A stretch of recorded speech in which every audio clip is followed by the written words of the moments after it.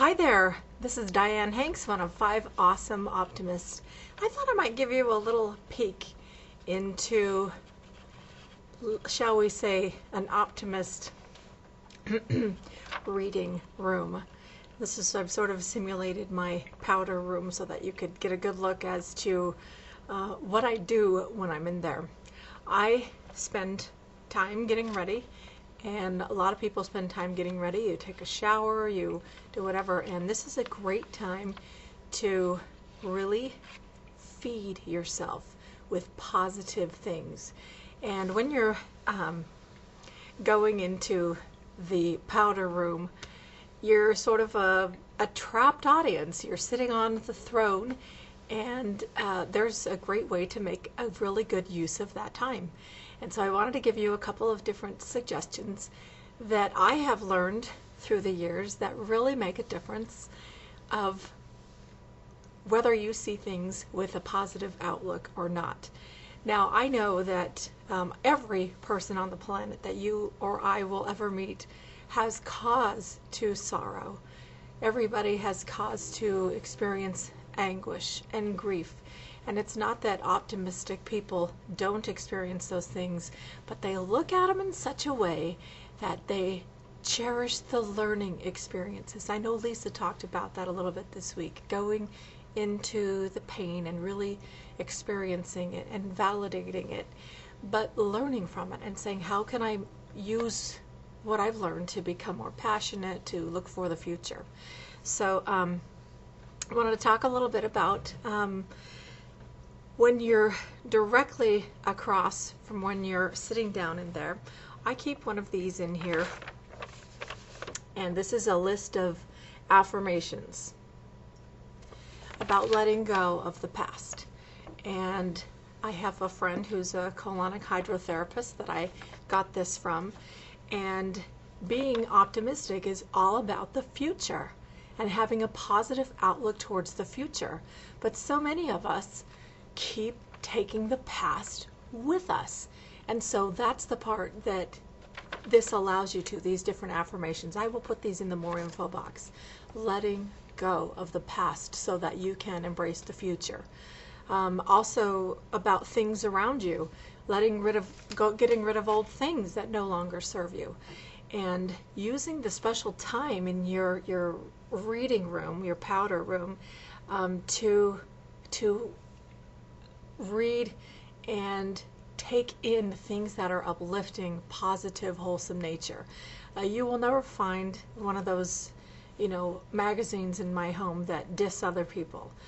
With the few minutes of the day, or sometimes I do, take a little chunk of time that I have to do something for me, I choose to use it only in reading things that are inspiring, uplifting, or motivating. Or if I am reading a book that my kids are reading, so that it helps me to enhance that relationship also. But I haven't read the Twilight series. I did read the Harry Potter series. But let me just give you a little example of some of the things that I like to keep in my reading room. I probably read 40 or 50 books last year, and this year I will probably read just as many. Inspiring little books. You don't have to, they're not like little novels. You just take a little here, a little bit there. This is a great one. This also, I'm sure you've heard of this one. This is a really fun one called Poem Crazy, about using the power of words to write poems and free your life through the gift and art of words, which is fantastic. This one is fantastic. It's a little bit difficult read, but this is all stuff that, when you just have a quick little minute after you do those other affirmations or something, this is a fantastic one. There's a series of these. I know many of the people who are inside of these chapters. I've met them in person, and I can tell you that they are just wonderful people, and they're there to help. The power of mentorship ones, and those are great because just one little chapter at a time takes just a couple minutes. Also, there are certain, just sort of an attitude about thinking about the future, just looking forward, having a great outlook to think that something good will come of this. Something good will come of this. There is, there's no end to the things that come to us in life. We never know what's coming.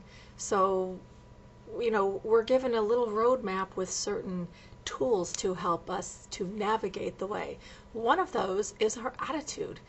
And having a positive, optimistic attitude is not necessarily naive, but it's a hopeful way to look at things. I was thinking about Leonardo DiCaprio's character on Titanic, when he wins the bet to get on there, and he's sitting, at this lovely dinner with these people, and the men are trying to make him feel bad, and why don't you have more holdings? Why aren't you responsible? And he goes, well, keeps life interesting this way. I mean, just yesterday I was, working on a ship, and now look at here I am eating here on this amazing dinner with you folks. And he's a great a great example of an optimist. And even though his circumstances were not, the ideal, his attitude was what got him through. And he still lived and managed to live a very rich life, even though he was just a character. So I wanted to leave that with you today and have you look forward to the special time that you have alone in your powder room. Whether you're a man or a woman, that time is it can be a very special, renewing time. And, hopefully nobody bothers you in there, and that you get to have it as a time to refresh and renew and to really ponder. I would turn off the radio. Sometimes when different phases of getting ready, I take a bath every day, but I like to listen to tapes. I listen to different mentors. I love listening to tapes. That is one of my learning styles, is auditory. So if you are more of a visual person, then you'll love reading books, that sort of thing. Anyway, I just want to leave that with you about the power of having an optimist reading room, so that you can really maximize your special time in the powder room. Thanks for joining me. I'm Diane Hanks, one of 5 awesome optimists.